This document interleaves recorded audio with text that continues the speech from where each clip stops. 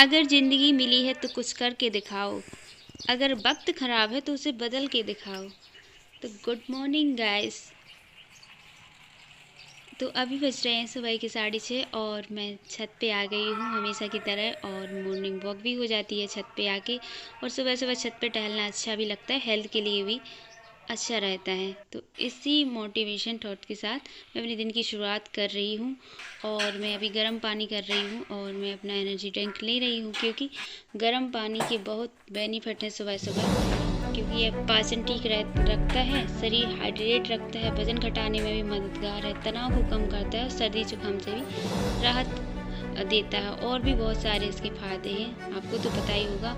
और मैं सुबह सुबह अपनी स्टडी स्टार्ट कर चुकी हूँ और मैं अभी पढ़ रही हूँ इंग्लिश। और इंग्लिश में मैं एंटोनिम्स और सिनोनिम्स को लर्न कर रही हूँ। और मैंने डेली 5 टारगेट बना लिया है कि 5 एंटोनिम और 5 सिनोनिम्स डेली करूँगी, तभी धीरे धीरे कवर हो जाएंगे। क्योंकि एक साथ कवर करेंगे तो होगा नहीं, इसलिए मैं 5 का टारगेट बना के डेली कर रही हूँ। और मैंने अब आज से अपनी इंग्लिश पढ़ना स्टार्ट कर दिया है।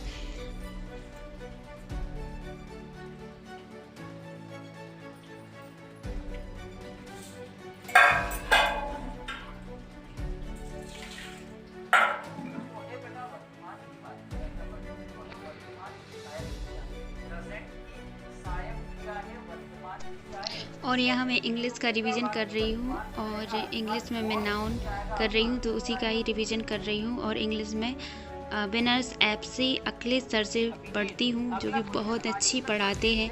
क्योंकि मैं हिंदी मीडियम से हूँ और मुझे थोड़ी प्रॉब्लम होती है इंग्लिश में, बट वो इतने अच्छे से पढ़ाते हैं ना कि अच्छे से समझ में आ जाता है। और बहुत सारी एक्सरसाइज करा देते हैं, दिमाग में बैठ जाती हैं, और 2-3 बार रिवीजन कर लेते हैं ना दिन में तो अच्छे से याद हो जाती है। और मैं साथ ही साथ नोट्स भी बनाती जा रही हूँ, ताकि मुझे रिवीजन करने में कोई दिक्कत ना हो और अच्छे से रिवीजन हो जाए। तो इस तरीके से मैं अपनी इंग्लिश कर रही हूँ। और इंग्लिश का 2 घंटे का मेरा सेशन सुबह का हो गया है।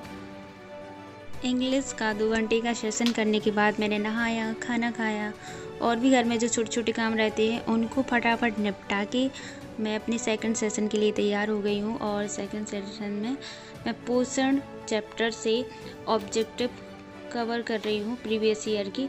और यह पुड़ीगर की बुक है और इसी से मैं पढ़ती हूँ। इसमें बहुत ही अच्छे से चैप्टर वाइज चैप्टर का सॉल्यूशन दिया गया है, तो उसी से मैं कवर कर रही हूँ।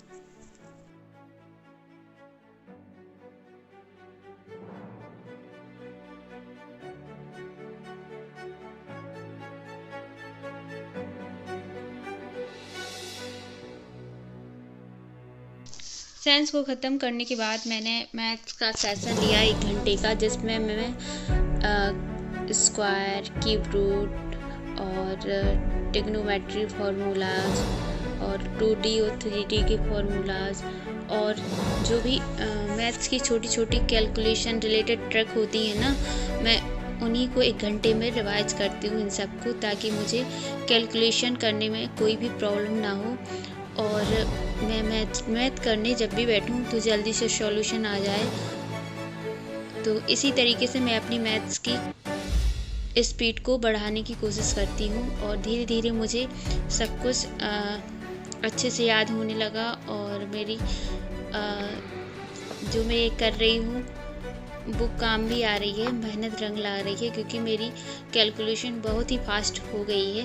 तो अगर आपकी भी मैथ थोड़ी वीक है और आप अपनी स्पीड बढ़ाना चाहते हो तो आप इस ट्रिक को फॉलो कर सकते हो।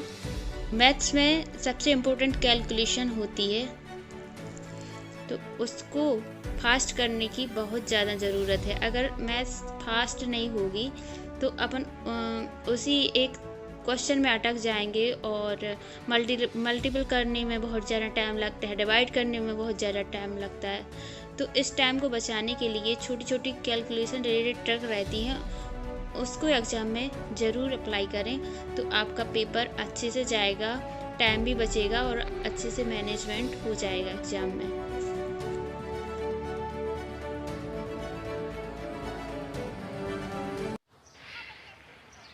मैथ करने के बाद शाम हो गई थी, तो मैं आई छत पे, और छत पे थोड़ा टहला और थोड़े माइंड को फ्रेश किया, थोड़ा सॉन्ग सुना और थोड़ा व्यू का आनंद लिया, सनसेट का भी आनंद लिया। तो शाम को ऊपर आना, थोड़ा टहलना, थोड़ा म्यूजिक सुनना शाम को मुझे अच्छा लगता है, तो मैं ये सब करती हूँ।